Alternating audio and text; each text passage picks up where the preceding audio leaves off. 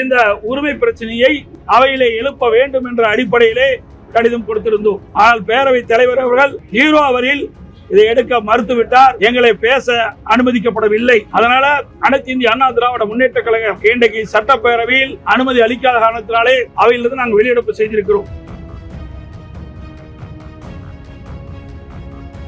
விதிகளுக்கு புறமாக திருத்தத்தை அவருடைய முதலமைச்சருடைய பதிவுகளை வன்மையாக கண்டிக்கத்தக்கது.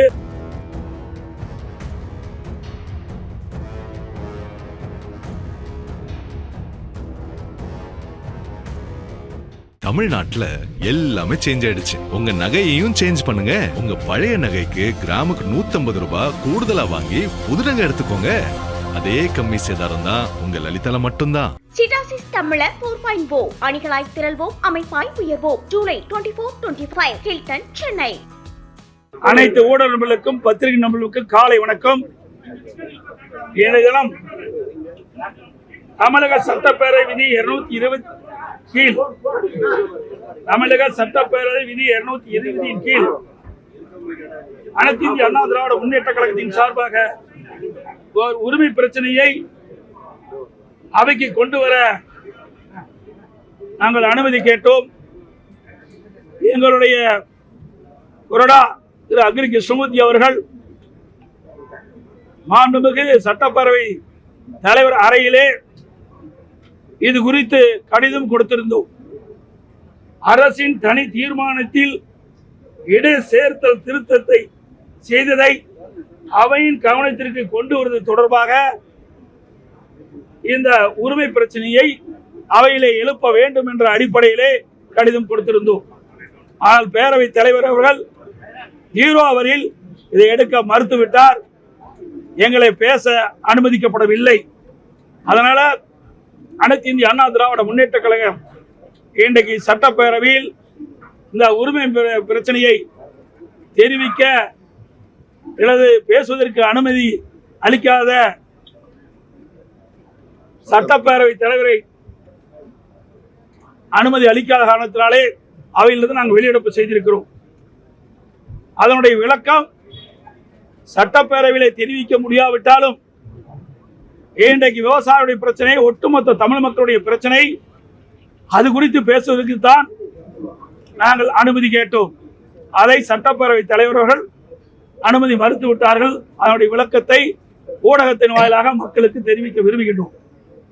19/6/2026 நாளன்று மேகதாது அணை திட்டத்திற்கு எதிர்ப்பு தெரிவித்து ஒரு அரசின் தனி தீர்மானம் பேரவையில் மாண்புமிகு முதலமைச்சர் அவர்களால் முன்மொழியப்பட்டு தீர்மானம் ஒருமனதாக நிறைவேற்றப்பட்டதாக செய்தி மக்கள் தொடர்புத்துறை இயக்குனர் அவர்கள் வெளியிட்ட அறிக்கை பத்திரிகை குறிப்பில் தமிழ்நாடு சட்டப்பேரவை எண் 5/19/5/2026 தெரிவிக்கப்பட்டுள்ளது. மாண்புமிகு முதலமைச்சர் அவர்களால் கொண்டு வரப்படும் அரசினர் தனி தீர்மானத்திற்கு தாங்கள் அனுமதி அளித்து சட்டப்பேரவைத் தலைவர் அதன் வரைவு நிகழ்ச்சி நிரலில் சேர்க்கப்பட்டு மாண்பு உறுப்பினர்களுக்கு 18/6/2026 அன்று அனுப்பப்பட்டது. பேரவை விதி 104 கீழ் பேரவை விதிகளின்படி மரபுகளின்படி உறுப்பினர்களுக்கு அனுப்பிய வரவில் கண்டுள்ள வாசகங்களில் திருத்தம் செய்யப்பட வேண்டுமானால் அரசின் சார்பான திருத்தங்கள் முறையாக அவைக்கு தெரிவிக்கப்பட்டு வரவில் உள்ள தீர்மானத்திற்கு பதிலாக திருத்தப்பட்ட அரசினர் தனி தீர்மானத்தை மொழிவதற்கு தாங்கள் அனுமதியை பெற்று மாண்பு முதலமைச்சர் அவர்கள் பேரவையில் திரும்ப பெற்ற தீர்மானத்தை பேரவை விதியின் கீழ் அவையில் முன்மொழிய வேண்டும்.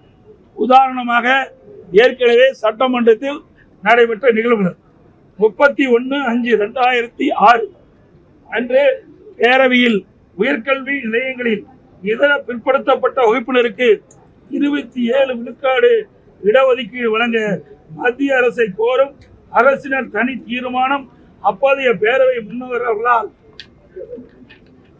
திருத்தங்களோடு மொழியப்பட்டு விவாதிக்கப்பட்டு நிறைவேற்றப்பட்டது.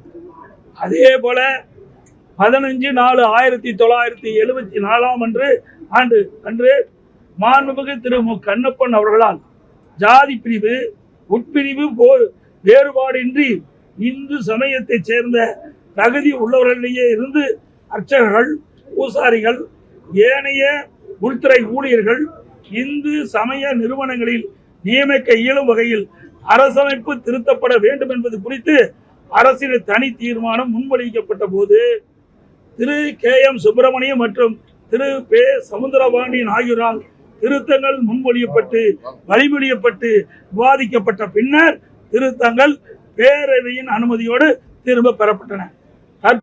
தங்களின் அனுமதி பெறாமலும் திருத்தம் செய்வது குறித்து பேரவைக்கு அறிவிக்காமலும் தீர்மானத்தை திருத்தி முடிந்தது அவை விதிகளுக்கு முரணானது. மேலும் மாண்புமிகு உறுப்பினர்கள் தங்கள் கருத்துக்களை தெரிவித்த பின்னர் எதிர்க்கட்சி தலைவர் தம்முடைய உரையில் தான் அரசின் தனி தீர்மானத்திற்கு திருத்தம் தெரிவித்து அறிவிப்பு அளித்துள்ளதாக தெரிவித்து தனது கருத்தை தெரிவித்தவுடன் அதனை ஏற்றுக்கொண்டு அரசின் தனி தீர்மானத்தில் இணைத்துக் கொள்வதாக மாண்பு முதலமைச்சர் அவர்கள் பதிலுரையில் வழங்கியுள்ளார்கள்.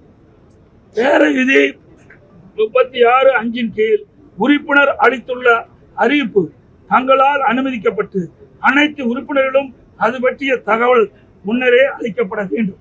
ஆனால் மாண்புமிகு முதலமைச்சர் அவர்களுக்கு மட்டும் திருத்தம் குறித்து அறிவிப்பு முன்னரே அறிவிக்கப்பட்டு அதற்கான பதில் தட்டச்சு செய்யப்பட்டு மாண்புமிகு முதலமைச்சர் அவர்களால் அவையில் வாசிக்கப்பட்டது அவை உறுப்பினர் உரிமையை மீறிய செயலாகும். திருத்தம் குறித்து தகவல் அனைத்து உறுப்பினர்களுக்கும் தெரிவிப்பதற்கு முன்னர் மாண்புமிகு முதலமைச்சர் அவர்கள் தீர்மானத்தில் திருத்தத்தை சேர்த்தது அவையின் உரிமையை மீறிய செயலாகும். ஆனால் மாண்புமிகு முதலமைச்சர் அவர்களுக்கு மட்டும் திருத்தம் குறித்த அறிவிப்பு முன்னரே அளிக்கப்பட்டு அதற்கான பதில் மாண்பு முதலமைச்சர் அவர்களால் அவையில் வாசிக்கப்பட்டது அவை உறுப்பினர் உரிமையை மீறிய செயலாகும். 19/6/2026 அன்று எதிர்க்கட்சி தலைவர் அவர்களின் திருத்தம் பேரவையில் முன்மொழியப்படாமல் மற்றொரு உறுப்பினரால் வழிமொழியப்படாமல் பாதிக்கப்படாமல் திருத்தம் வாக்கெடுப்பிற்கு விடாமல் திருத்தம் பேரவையால் ஏற்கப்படாத நிலையில் மாண்புமிகு பேரவைத் தலைவர்கள் திருத்தப்பட்டதற்கான தீர்மானத்தை வாக்கெடுப்புக்கு விட்டது பேரவை விதிகளுக்கு மாறானது.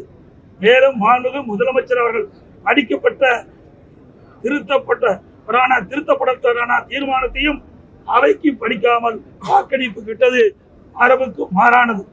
மாண்புமிகு எதிர்க்கட்சி தலைவர் குறிப்பிட்டவாறு திருத்தம் குறித்து அறிவிப்பு அளிக்கப்பட்டிருக்கையில் பேரவை விதி 104 படி அந்த திருத்தம் முறைப்படி அவையில் முன்மொழியப்பட்டு வழிமொழியப்பட்டு விவாதிக்கப்பட்டு திருத்தம் பேரவையினால் ஏற்கப்படும் நேர்வில் மட்டுமே அதனை பரவி தீர்மானத்தில் சேர்க்க இயலும். 19/6/2026 அன்று பேரவையில் முற்றிலுமாக மீறப்பட்டுள்ளன. பேரவைக்கு அளிக்க வேண்டிய தகவல் அளிக்காமல் அரசிற்கு சார்பாக ஒருதலை பட்சமாக மாண்புமிகு பேரவைத் தலைவர் நடந்து கொண்டதாகவே கருத வேண்டியுள்ளது. நாம் இன்று விவாதித்துக் கொண்டிருக்கும் பிரச்சனை தமிழ் மக்களின் நலன் சம்பந்தப்பட்டது, உணர்வு பூர்வமானது.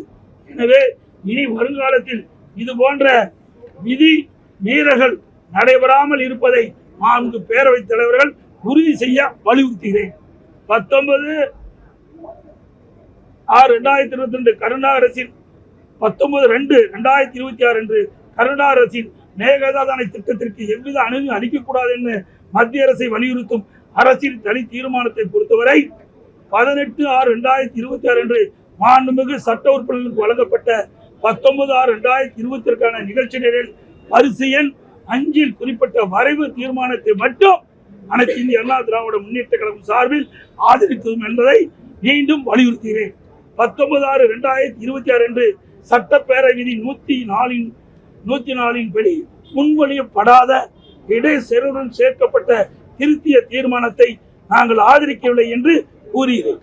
இதைத்தான் சட்டப்பேரவையில உரிமை மீறல் பிரச்சனை கொண்டு வந்தோம். ஏன்னா இவர்கள் விதிகளுக்கு புறம்பாக திருத்தத்தை அவருடைய முதலமைச்சருடைய பதிலுரைகளை வன்மையாக கண்டிக்கத்தக்கது. ஒரு திருத்தம் செய்யப்பட வேண்டும் என்றால் அந்த திருத்தத்தை அரசு தனி தீர்மானம் 18/6/2026 அன்றே அனைத்து உறுப்பினர்களுக்கும் வழங்கப்பட்டு விட்டது. அதன் அடிப்படையில் மாண்பு முதலமைச்சர்கள் சட்டப்பேரவை தலைவருடைய அனுமதியை பெற்று அவர் இந்த அரசுடைய தனி தீர்மானத்தை முன்மொழிந்தார். பிறகு விவாதம் நடைபெற்றது. பிறகு முதலமைச்சருடைய அந்த பதில் உரையில் தான் இதை இடைச்செருகல் திருத்தத்தை மேற்கொண்டிருக்கிறார்கள். இது விதிகளுக்கு புறம்பானது. விதிகளின்படி அவர்கள் சட்டமன்றத்திலே இந்த தீர்மானத்தை கொண்டு வரவில்லை என்பதை சுட்டிக்காட்டுவதற்கு தான் நாங்கள் இந்த உரிமை பிரச்சனை கொண்டாந்தோம். ஆனால் சட்டப்பேரவை தலைவர்கள் அனுமதிக்கவில்லை. அதனால் அனைத்து இந்திய அண்ணா திராவிட முன்னேற்ற கழகம் வெளியிடப்பு செய்திருக்கிறது. இது ஒட்டுமொத்த தமிழ் மக்களுடைய உணர்வு. காவிரி நதிநீர் என்பது தமிழகத்தினுடைய ஜீவாதார நதி. காவிரி நதி தமிழகத்தினுடைய ஜீவ நதி. இதை நம்பித்தான் டெல்டா மாவட்ட விவசாயிகள் இருக்கிறாங்க, விவசாய தொழிலாளி இருக்கிறாங்க. காவிரி நதி நீரை நம்பித்தான் 20 மாவட்ட மக்கள் குடிநீர் ஆதாரம் பெறாங்க. ஏற்கனவே நடுவர் மன்றம், உச்ச நீதிமன்றம் ஒரு நிலையான தீர்ப்பு வழங்கப்பட்டு விட்டது. அப்படி வழங்கப்பட்டு இருக்கின்ற இந்த வேளையில மீண்டும் ஒரு நடுவர் மன்றம் வேண்டும் என்று கேட்பது எந்த நோக்கத்துக்காக கேட்க? 15 ஆண்டுகள்.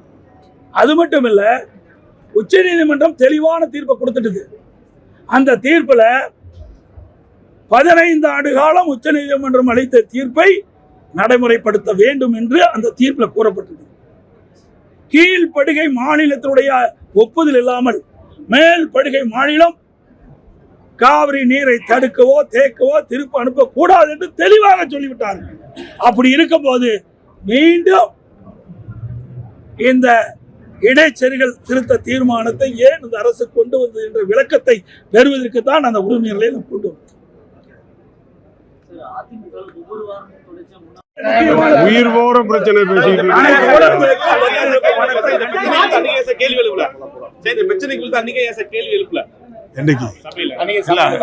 அனுமதி கடைசியா பேசிட்டு விட்டாங்க. தமிழ்நாட்டுல எல்லாமே சேஞ்ச் ஆயிடுச்சு. உங்க நகையையும் சேஞ்ச் பண்ணுங்க. உங்க பழைய நகைக்கு கிராமுக்கு 150 ரூபாய் கூடுதலா வாங்கி புது நகை எடுத்துக்கோங்க.